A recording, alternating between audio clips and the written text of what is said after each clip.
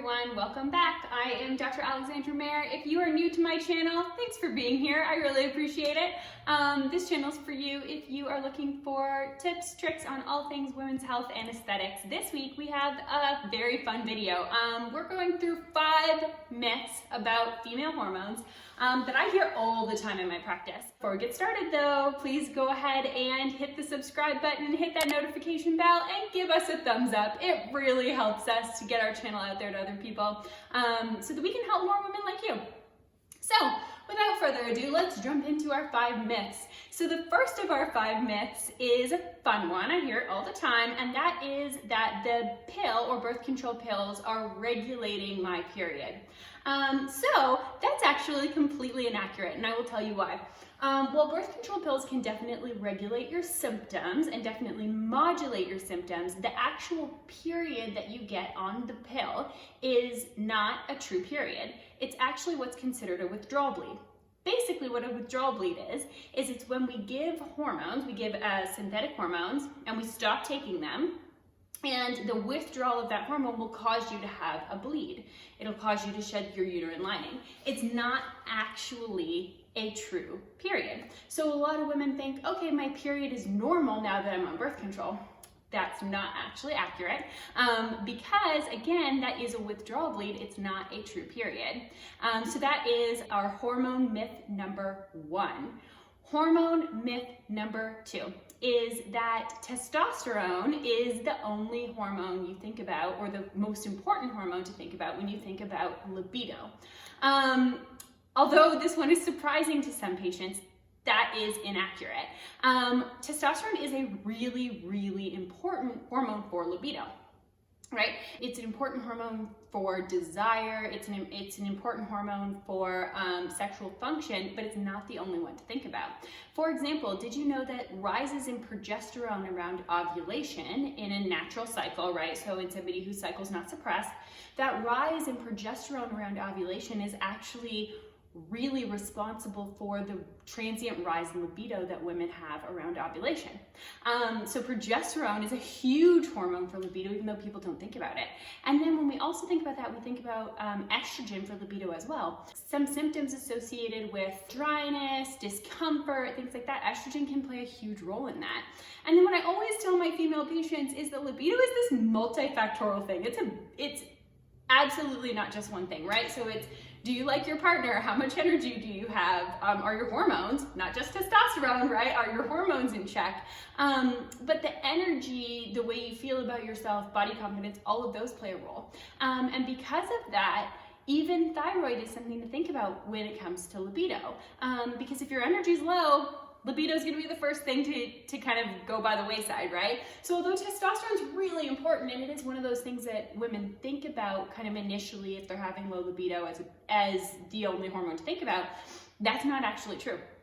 Progesterone is super important for libido in women. Estrogen can also be important depending on your symptoms. And then we do have to also look at things like cortisol and thyroid to see what is all playing a role. Hormone myth number 3. So hormone myth number 3, we touched on a little bit in our last few videos, but that is that if you're having symptoms of high estrogen, so estrogen dominance, right, like heavy periods, clotting, fibroids, endometriosis, all those things, if you're having those kind of symptoms, then your estrogen must be high on labs. No, this is very, very inaccurate and definitely a myth. This is why if you're getting your hormones run, you need to get your hormones run by somebody who actually knows when to run them.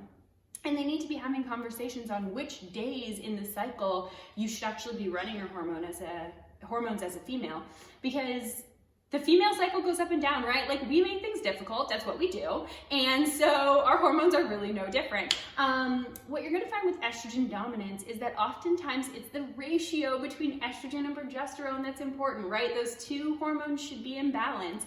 And if one is off, so estrogen can be high, but progesterone can be too low, your symptoms of the other hormone are gonna be high.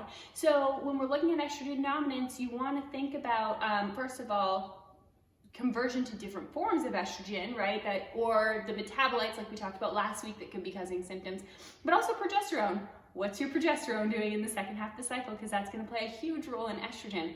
And although your estrogen could be dominant, it probably is not going to be high on labs. So you need to have somebody look at it with a very scrutinizing eye. Hormone myth number 4 is one of my favorites, and that is that PMS is normal, right? Everybody has it.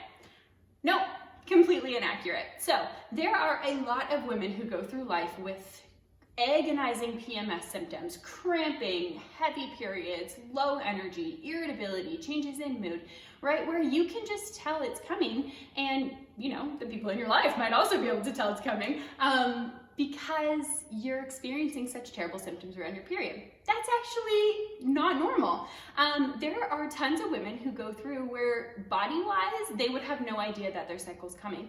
And that actually is way more normal and also way more ideal, right, than the other way. So with PMS, although it's something that women have been told is normal, something women just live with, something women just deal with, that's not actually accurate. And PMS is definitely something that can and should be treated so that women can feel good all month long, not just, you know, half the month.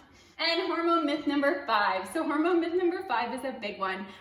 This is that hormone replacement therapy, right? So estrogen, progesterone, testosterone therapy, usually in menopausal women, causes cancer. That's right, you heard me. This is a myth. There are multiple studies, and we're going to go through these in future videos as well, but there are multiple studies that have looked at actually the type of hormone replacement used plays a big role in cancer risk. And when we think about cancer risk, we also have to weigh it out, right, with other risk factors that hormone replacement therapy can help. So the Women's Health Initiative is the biggest study ever done on hormone replacement in women. And in that study, they did find that progestins, so not bioidentical progesterone, progestins did have a transient rise in cancer risk. So it's about kind of having that conversation, but to blanket say that hormone replacement therapy causes cancer, that is actually a myth. It's about the type of hormone replacement that you're using, right? So is it progestins, which are synthetic, or progesterone, which is bioidentical, because the risk factors on those two are completely different, mixed with the route of delivery, right? So we know that oral estrogen use does have a little bit more risk factors with it, even when it comes to blood clotting. Oral estrogen use has a lot more risk factors associated with it than, for example, a transdermal, which goes through the skin. So it's about a bigger conversation, but it is not accurate to say that hormone replacement therapy just blanket causes cancer. There are a lot of various studies that link progestin and synthetic hormone use to a higher rate in cancer, but not necessarily across the board, and not necessarily with bioidentical hormones. So those are our myths for today. Stay tuned for future videos. We're going to dive a little bit more into the menopausal side of things and do a lot more menopausal hormone replacement therapy myths. And let us know what other weird hormone questions you've gotten in the comments below. I would love to see what kind of questions you guys have and what kind of myths we can dispel for you. If you like the videos that we're putting out, go ahead and hit the like button for us, share it with a friend. We really appreciate it. And we will see you next week for our next video.